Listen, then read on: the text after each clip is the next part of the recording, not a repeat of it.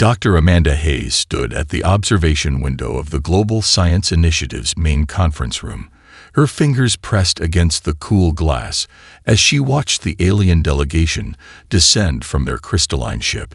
The morning sun cast rainbow refractions across the landing pad, but the beauty of the moment was lost on her. Today wasn't about aesthetics. It was about humanity's future.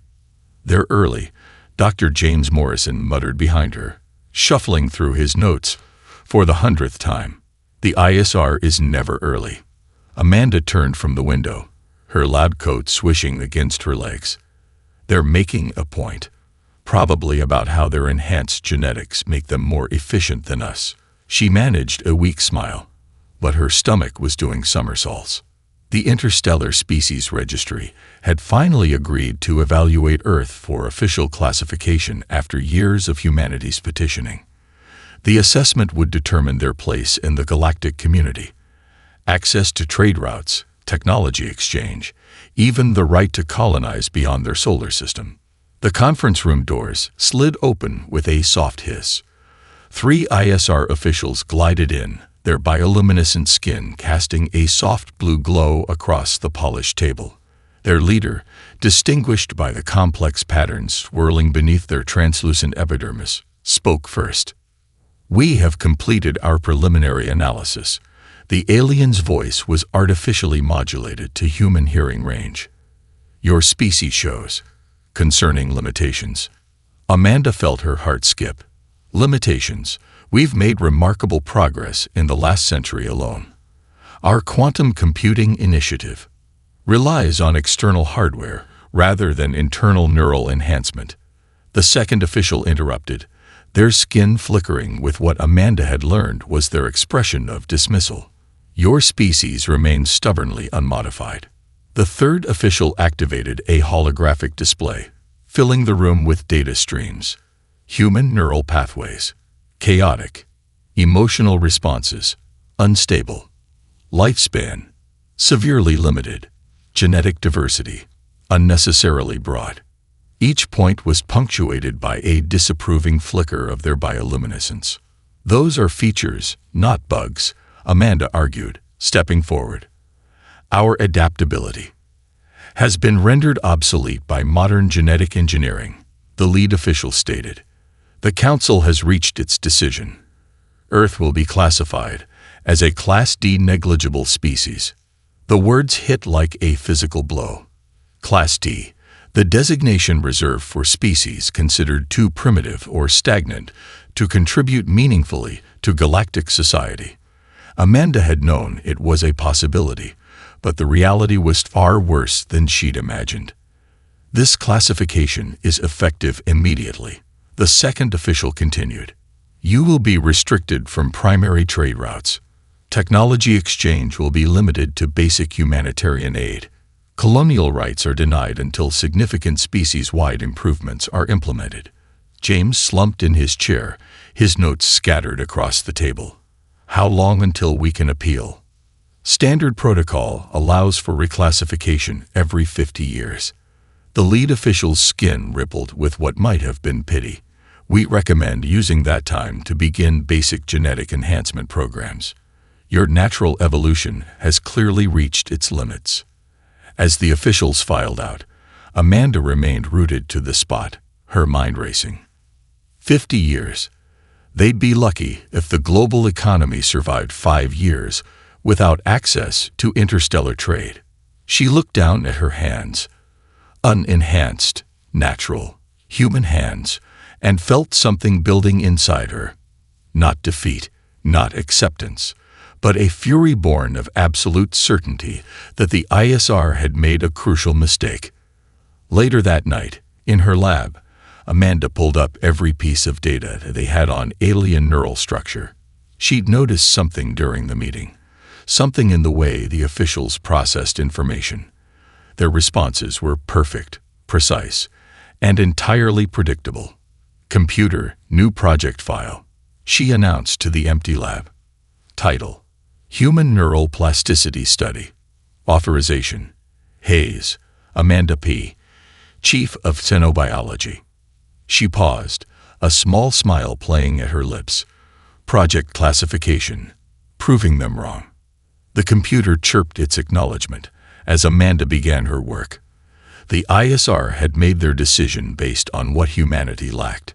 She was going to show them what they'd failed to see, what humanity had that no other species in the galaxy could match. They'd called Earth worthless. She was going to prove it was priceless. 3 months after the classification, Dr. Amanda Hayes' lab had transformed into what her colleagues jokingly called the cave. Holographic neural maps floated in every corner, their ghostly blue light casting strange shadows across walls covered in handwritten notes and theoretical models. "You're going to want to see this," she called out to Dr. Morrison, who had just arrived with their morning coffee. Her eyes never left the neural interface display, where 2 distinct patterns pulsed side by side. James set down the cups and leaned over her shoulder. "What am I looking at?" Left side is a Galaxian merchant's neural pattern, while using their advanced navigation systems. Right side is Jeremy from engineering playing Minecraft. She touched the display, freezing both patterns mid-pulse. "Notice anything?" James squinted. "The human pattern is all over the place, completely chaotic compared to the Galaxians." "Exactly." Amanda's voice rose with excitement. "But look what happens when I overlay their success rates in complex problem-solving." She swiped her hand through the air, and new data streamed across the display. James nearly choked on his coffee. "That can't be right. The human pattern is showing 40% better adaptation to new scenarios." "It's right." Amanda finally turned to face him, her eyes bright with discovery. "I've tested this across every alien species we have data for. Their neural patterns are beautiful, efficient, and completely rigid. Ours look like abstract art because they're constantly rewiring themselves." She pulled up another display, this one showing a time-lapse of human neural activity. "Watch what happens when I introduce a problem that requires creative thinking. See how the pathways light up in different areas. We're not just processing information. We're creating entirely new ways to process it." "The ISR would say that's inefficient," James noted, but he was learning forward now, caught up in her enthusiasm. "Inefficient?" Amanda laughed. "James, it's revolutionary. Every other species we've encountered has engineered their brains to be perfect for specific tasks. They've traded adaptability for efficiency." She pulled up another hologram, this one showing a complex network of interconnected nodes. "This is a map of how information flows through the galactic community's advanced AI systems. Notice anything familiar?" James studied it for a moment before his eyes widened. "It's the same pattern as the Galaxian neural structure. All of their technology, their entire approach to progress, is based on the idea that perfect, unchanging patterns are the peak of evolution." Amanda's voice grew softer, more intense. "But they're wrong. The peak of evolution is the ability to keep evolving."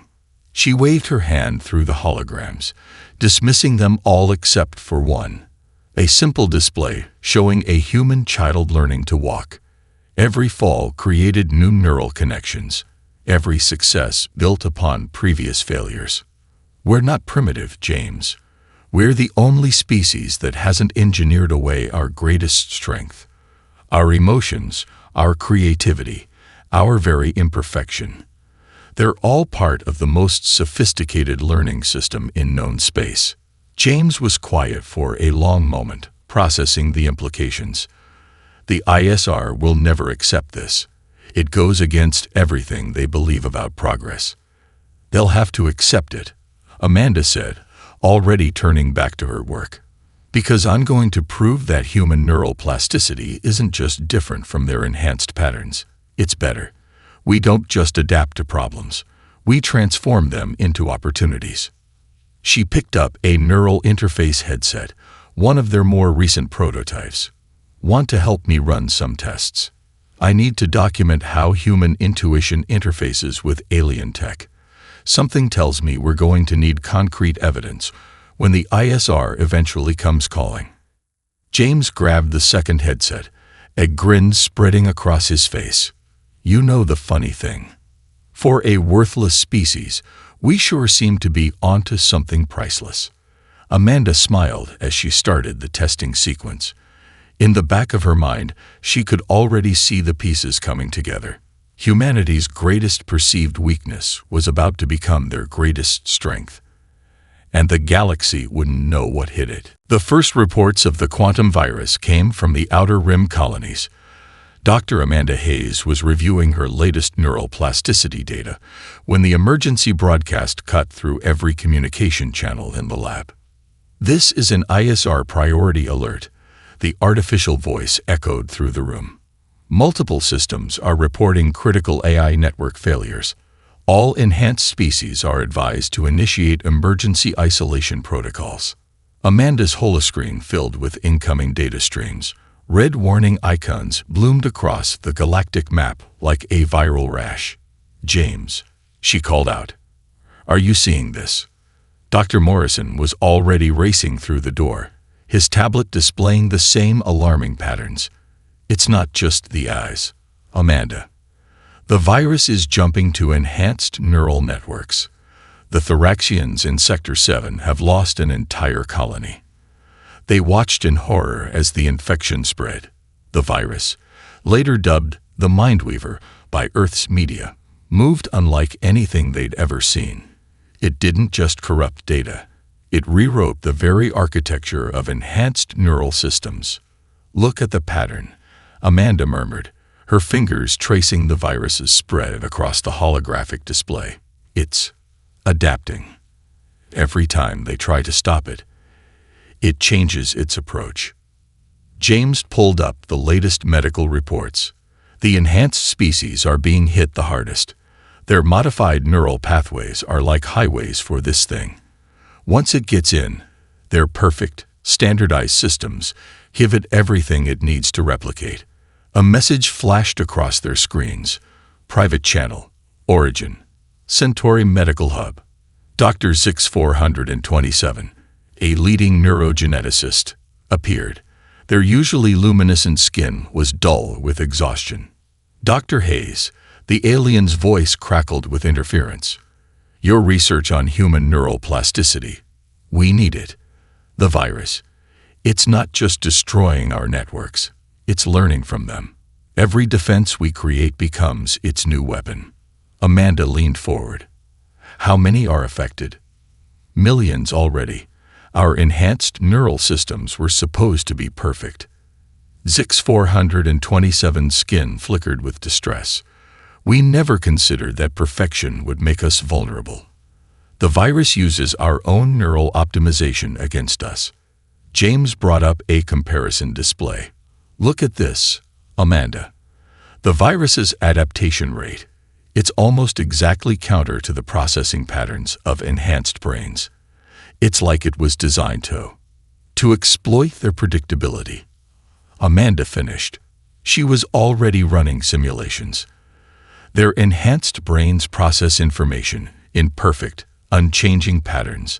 They're trying to fight chaos with order. And losing, James added grimly. Amanda's mind raced. The very thing the ISR had condemned humanity for, their chaotic neural patterns, might be the key to fighting this thing. She pulled up her research data, comparing it to the virus's spread patterns. James, look at this. She overlaid the virus's adaptation rate with human neural response patterns. See how they never quite match. Every time the virus tries to predict a human neural response, it gets something different, James breathed. Our primitive brains might be our salvation. The lab's communication system chimed again. This time, it was a full ASR emergency council broadcast. The usually composed officials looked shaken, their skin patterns displaying clear signs of stress. All enhanced species are to enter neural quarantine immediately, the lead official announced. Standard counter-viral protocols have failed. The council is open to alternative solutions. Amanda and James shared a look. Years of research, countless hours of being dismissed as a negligible species, had led to this moment. Humanity's greatest weakness might just be the galaxy's last hope. Send a message to Zix 427, Amanda said, already moving to her neural interface station. Tell them we're ready to help, but they need to understand. We're going to do this the human way. As James began the transmission, Amanda stared at the spreading red indicators across the galactic map. The ISR had spent centuries perfecting their species, engineering away what they saw as flaws. Now those same flaws might be the only thing standing between civilization and digital oblivion. Time to show them what a Class D species can really do, she whispered to herself and began to work. The Massachusetts Institute of Neuroscience's main lab had transformed into a war room. 3 days of non-stop work had left coffee cups scattered among the holographic displays, while tired researchers hunched over their stations. At the center of it all, Dr. Amanda Hayes stood before a strange device that looked more like abstract art than technology. We're calling it the Wildcard Interface, she explained to the assembled team. It's either the craziest thing we've ever built, or our best shot at stopping the Mindweaver virus. The device pulsed with an inner light, its neural receptors designed to interface with the human brain's natural chaos, rather than try to control it. Traditional blue holographic displays mixed with warm, organic orange patterns that shifted like living things. The basic principle is simple, James added, though the dark circles under his eyes suggested the execution had been anything but. Instead of fighting the virus with perfect logic, we're going to drown it in creativity. Dr. Sarah Wilson, their lead programmer, raised her hand. You want to fight a quantum virus with human intuition. The ISR will never go for this. The ISR doesn't have a choice, Amanda replied, pulling up the latest infection statistics. Their enhanced species are falling like dominoes. The virus adapts to their perfect neural patterns faster than they can create new defenses. She gestured to the wildcard interface. But this system doesn't try to outthink the virus. It rides the chaos. Every human operator will interface with it differently, creating millions of unpredictable variables. The virus can't adapt to what it can't predict. Show them, James urged. Amanda nodded and connected herself to the interface. The room's lights dimmed as the system came online. On the main screen, they could see her neural patterns dancing like lightning, creating seemingly random but incredibly complex defense algorithms. Standard Eye would see this as nonsense, she explained, her voice slightly distant as she worked. But watch what happens when I introduce a sample of the virus. A red dot appeared in the virtual space. Immediately, Amanda's neural patterns shifted, not in the logical, predictable ways of enhanced minds, but in bursts of intuitive problem-solving. The virus tried to adapt, but every time it found a pattern, her mind had already moved on to something new. Holy shit, Sarah whispered, as the red dot was contained and neutralized. You're not fighting it. You're dancing with it. Exactly. Amanda disconnected, a little shaky but smiling. The interface doesn't try to impose order on human thought. It amplifies our natural ability to think sideways around problems. Each operator will create their own unique solution. But that's not all, James added, taking over the presentation. Show them the network concept, Amanda.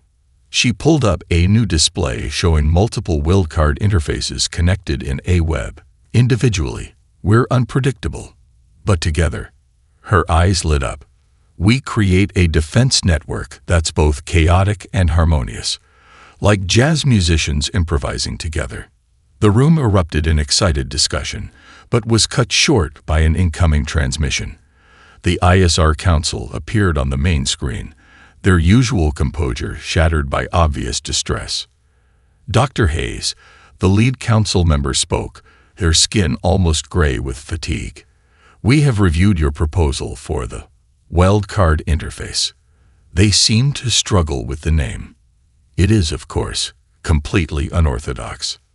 With all due respect, Amanda replied, standing straighter. Orthodoxy is what got us into this mess. The virus exploits predictability. We're offering something it can't predict. By putting the fate of advanced civilizations in the hands of unevolved human minds. Another council member scoffed. No, Amanda countered, her voice firm.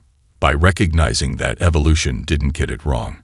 Our chaotic, emotional, unpredictable minds aren't a weakness.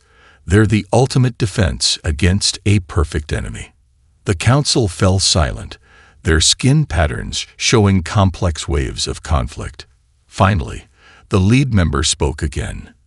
Your species was classified as negligible because you refused to evolve beyond your natural state. They paused, their next words clearly difficult. Perhaps we need to reconsider what evolution means. Admiral Zix 427's arrival on Earth broke every ISR protocol in the book. Their ship landed under cover of darkness, its stealth systems active until the last moment. As they stepped into the MIT Xenoscience lab, their bioluminescent skin cast shifting patterns of anxiety across the walls. The Centauri Medical Hub has fallen, they announced without preamble. 3 million enhanced minds, gone dark in minutes. The council is still debating while our civilization burns. Amanda nodded grimly. How long until the virus reaches the core systems?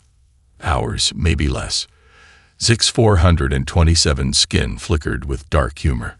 Ironic that I'm breaking quarantine to seek help from a negligible species. The lab's main chamber had been transformed into what the team now called the Wildcard Hub. 20 human operators sat at their stations, neural interfaces humming with energy. Each interface glowed with a different color pattern, as unique as the mind connected to it. Your timing is perfect, James said, leading them to the observation platform. We're about to begin our first full-scale test. Sarah Wilson's voice came over the comm system.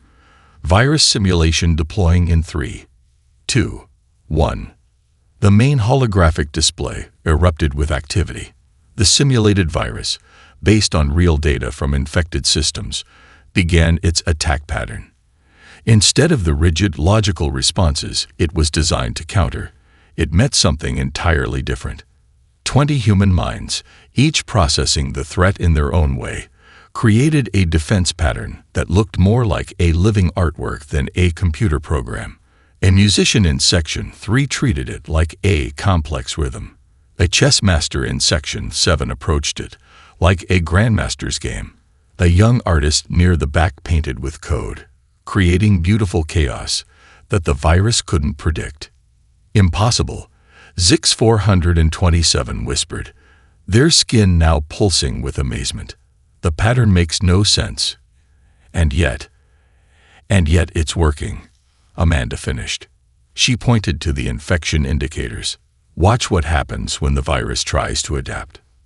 Every time the Mindweaver evolved to counter one human's defense, it faced 19 other completely different approaches. The virus's perfect logic found itself drowning in a sea of beautiful imperfection. Simulation complete, Sarah announced. Virus containment rate, 97%. The lab erupted in cheers, but Amanda wasn't done. Now watch this. She pulled up a secondary display.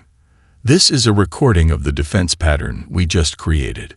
Play it against the same virus variant. The recording showed a much lower success rate. Zix 427's eyes widened with understanding. Because it's no longer unpredictable. It's become a pattern that can be learned. Exactly, Amanda said. That's why each defense has to be fresh, created in the moment by living, changing, imperfect minds. The second you try to standardize it, it becomes vulnerable. Zix 427 finished. Their skin had taken on a deep, thoughtful blue. We spent millennia perfecting ourselves, making every neural pattern as efficient as possible. We never considered that perfection might become our greatest weakness. James brought up the global statistics. The virus has already infected 30% of enhanced species. How many could we save if we implemented this now? Zix-427 was silent for a long moment, their skin cycling through complex patterns of thought. Finally, they spoke. The council would need to admit they were wrong. About everything. About you. Amanda stepped forward, her voice firm but kind. With all due respect, Admiral, the council needs to decide what's more important, their pride or their people's survival. The Admiral's skin flashed with decision. I'll need to take this data back. Show them. They gestured at the beautiful chaos still swirling on the displays. Show them that sometimes the best evolution isn't about becoming perfect. It's about staying adaptable. As Zix-427 prepared to leave, they turned back one last time. Dr. Hayes, thank you for proving us wrong. Perhaps being a negligible species simply means you have the most room to surprise us. Amanda watched them go, then turned back to her team. The real work was just beginning, but for the first time since the crisis started, the future looked bright. Sometimes, she thought, the best way to save the galaxy was to show it the beauty of being beautifully imperfect. The ISR Central Command Center was a monument to engineered perfection. Its crystal spires reached into the artificial atmosphere of the space station, each facet calculating and recalculating optimal light refraction. Now, those same perfect crystals showed the first signs of the Mindweaver's corruption, their once pristine surfaces rippling with chaotic patterns. Dr. Amanda Hayes stood before the full ISR Council, her team's wildcard interfaces already being unpacked behind her. The council members' skin displayed a riot of colors, fear, pride, and desperate hope, all warring for dominance. The virus has breached our final firewall, the High Counselor announced, their voice steady despite their flickering skin. You have 1 hour to prove your solution works, Dr. Hayes. After that, they didn't need to finish the sentence. Everyone knew what would happen if the virus reached the central neural network. James was already coordinating the setup, their team of 20 human operators, taking their positions in a circle around the council chamber. Each wildcard interface hummed to life, creating a symphony of unpredictable energy patterns. Remember, Amanda addressed her team. Don't try to think like them. Don't try to be perfect. Be human. Be messy. Be creative. The virus expects logic. Give it jazz. Sarah Wilson, at her station, grinned. Time to show them how the Class D species does things downtown. The High Counselor's skin rippled with what might have been amusement, or perhaps terror. Begin the defense protocol. The moment the interfaces activated, the chamber's holographic displays exploded with activity. 20 human minds, each processing reality in their unique way, created a defense network that looked more like a living artwork than a computer program. Initial contact with viral elements, James reported, his eyes on the main display. It's beautiful. Beautiful was an understatement. The virus, designed to exploit perfect patterns, found itself trying to navigate a storm of human creativity. A young mathematician's solution looked like a dance of prime numbers. A former firefighter treated it like a spreading blaze, creating backfires and safe zones. A chess prodigy turned the entire system into a multi-dimensional game board. The virus is adapting, one council member observed, their skin paling. It's learning. To fight yesterday's battle, Amanda interrupted, her eyes gleaming. Watch what happens next. As the virus evolved to counter one human's defense, it found 19 other approaches had already changed. Every time it found a pattern to exploit, that pattern dissolved into new forms of beautiful chaos. Impossible, another council member whispered. The processing power needed to generate these responses isn't coming from processing power at all, Amanda explained, her voice filled with pride. It's coming from human intuition, from creativity, from every quality you deemed primitive and worthless. The minutes ticked by like hours. The virus, for the first time since its emergence, began to falter. Its perfect logic found itself drowning in a sea of imperfection, each wave of attack met with 1,000 unpredictable responses. Viral load decreasing, James announced. 70%, 50%, 30%. The council chamber's crystals began to clear, their perfection restored not through rigid control, but through the beautiful chaos of human innovation. As the last traces of the virus were contained and neutralized, a strange sound filled the chamber. Applause. The council members, their skin now glowing with amazing patterns of wonder and relief, were actually clapping. In all our years of evolution, the High Counselor spoke, their voice heavy with emotion. We never considered that the perfect defense against perfect logic might be beautiful imperfection. Amanda looked around at her team, tired, exhilarated, and proudly human. Perhaps, she suggested, a smile playing at her lips, it's time to redefine what we consider perfect. The High Counselor's skin rippled with what was unmistakably a smile. Indeed, Dr. Hayes. Indeed. And perhaps it's also time to redefine what we consider negligible. The reclassification ceremony packed the grand hall of the ISR Central Station. Crystalline walls that had nearly fallen to the Mindweaver now sparkled with renewed brilliance, their surfaces displaying a continuous feed of mural pattern data from across the galaxy. At the center of it all stood Dr. Amanda Hayes, still hardly believing the moment had arrived. Never in the history of the Interstellar Species Registry, the High Counselor's voice resonated through the hall, their skin glowing with formal patterns, has a species been promoted directly from Class D to Class A status. Then again, they added with a flicker of humor, never has a species forced us to create an entirely new classification. A holographic display shifted, showing the new designation, Class A Adaptive Species. Below it, Earth's profile rotated slowly, the first and only planet to bear this mark. Your neural plasticity, the High Counselor continued, which we once dismissed as primitive, has proven to be the most sophisticated adaptation mechanism in known space. But more than that, you've shown us something we had forgotten in our quest for perfection. James leaned over to Amanda, whispering, think they'll actually say it. The High Counselor's skin rippled with what looked like humility. You've shown us that true evolution isn't about reaching a perfect state. It's about maintaining the ability to change, to adapt, to surprise even ourselves. Admiral Zix 427, now standing among the council members, stepped forward.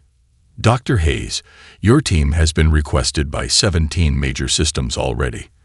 They don't want to just study your technology. They want to learn how to think like humans. Amanda couldn't help but smile at the irony. And what exactly does that mean, Admiral? Thinking like humans.